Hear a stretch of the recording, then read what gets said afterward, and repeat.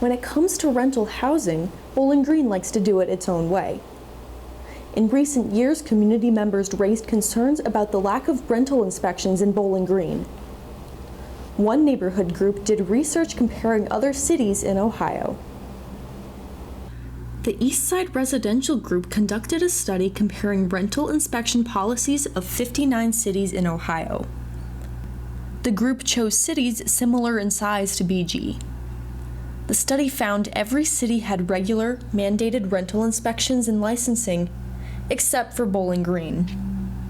Annual inspections are carried out for public and commercial buildings, but not for residential properties.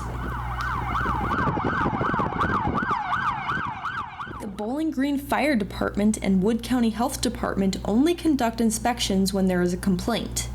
They legally cannot inspect a home for code violations unless requested by a tenant or management. Fire Chief Bill Mormon noted a few common issues found during inspections.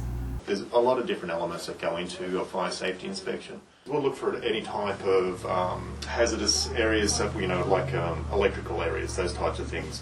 Make sure the outlets have got covers on them, your breaker boxes, make sure there's not any exposed wires sticking out. There's smoke detectors, storage.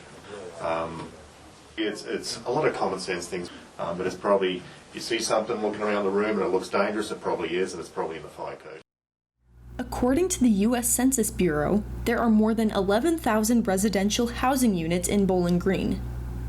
Over 60% of the units in the city are rental properties, and the others are owner-occupied.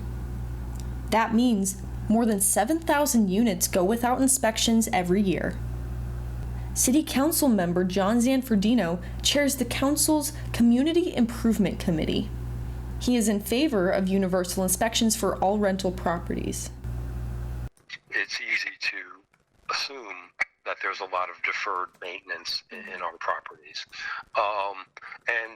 The interesting thing is, without a system in place, there's no way to know the extent of anything. The committee proposed several recommendations addressing these issues. It is currently working on creating a new law that would require landlords to register their rental properties. Another CIC member, Bill Harold, says registration is the first step. The reason we register is to get an idea of the properties so that we can then go through licensing. And part of the licensing process, in other words, the process saying you can't rent unless you're licensed.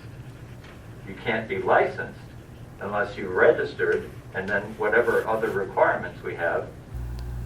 Other recommendations by the CIC included self-inspections done by landlords and random inspections by a third party every year.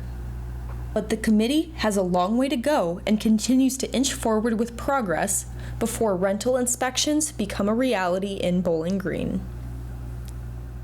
For more information, community members are encouraged to attend CIC meetings as well as reach out to local council members with any questions or concerns.